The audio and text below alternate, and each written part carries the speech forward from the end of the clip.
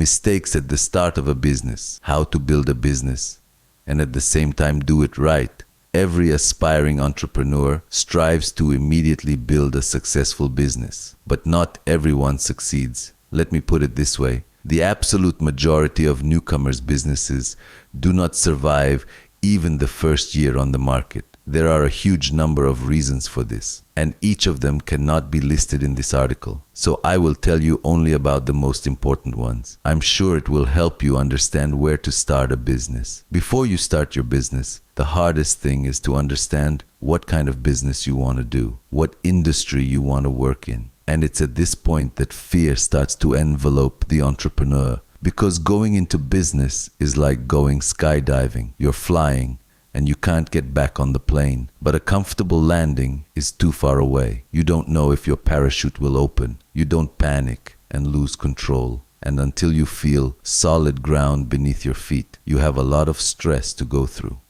But the only thing that will get you through that stress is the absence of fear. That's why the first mistake entrepreneurs make when starting a business is fear. If you have already identified yourself as someone who wants to build a business, then don't be afraid. Go all the way. Ram the walls. Go in like a tank. But at the same time, do not forget to learn. This is the second mistake when starting a business. Lack of knowledge. You need to learn. You need to invest in your intellect. Regularly pump your thinking. Learning to understand the market. See the opportunities.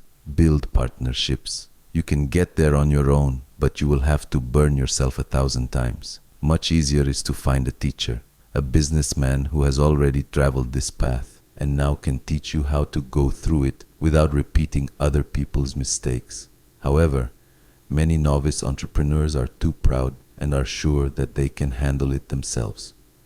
As a rule, their businesses do not survive even 1 year. And the third reason is the inability to manage one's time.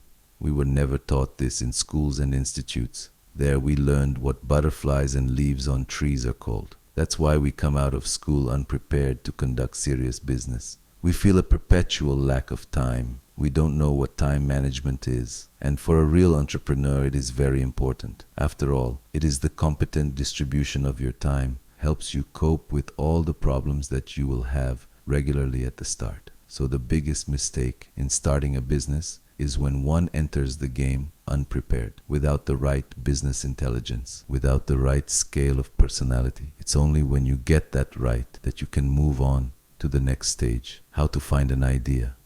There is no one formula here. Everyone gives birth to his idea for business in his own way, and everyone's path is different. When you're building a business, you can go through entrepreneurship like most, but you can also do things differently. For example, Buffett came to building a great business through investing, not to come up with business models, but to buy them. Genius? Yes, it is. But to do the same thing, you have to have great intelligence, mad market analysis, and, most importantly, the ability to understand business models. Warren Buffett, in studying investments, studied business models and the managers who manage these business models. An idea is only born out of knowledge. The more you know, the more information you can pass through you and see those strings, pulling them together and get the perfect combination on your hands. Something that can bring you money and success. But one idea is not enough, because now you need to choose a niche where you can apply this idea. How to choose a niche.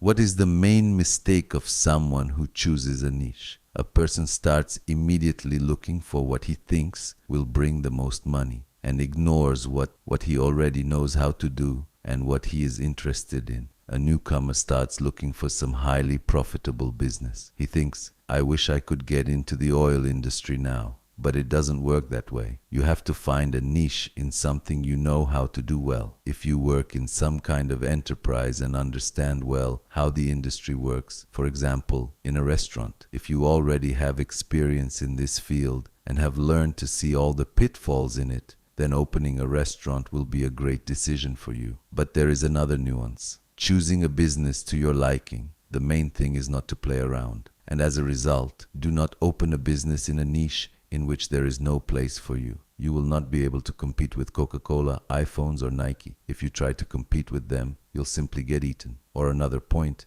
is to open a business that doesn't have a regular flow of money. For example, opening a restaurant is an ideal variant. After all, there is always a demand for food. People will come back to your place regularly to eat. However, if you open a plastic window installation business, it's a business with no cash flow. Your customer will only come to you once. He pays money and that's it. He'll never need your services again. Therefore, such a business will most likely not be able to survive for a long time. Business success factors. So the main factors of business success are three. The first is the right niche. The second is a great desire to do your own thing, to go all the way in entrepreneurship, to struggle, and as a result, become number one in the world. And the third is the totality of all the knowledge and skills you can get about business, the experience of other entrepreneurs, an understanding of the marketplace, the ability to analyze and make good decisions, scaling, and apply your business intelligence. Having all three of these factors will lead you to build successful businesses from scratch, and you will succeed.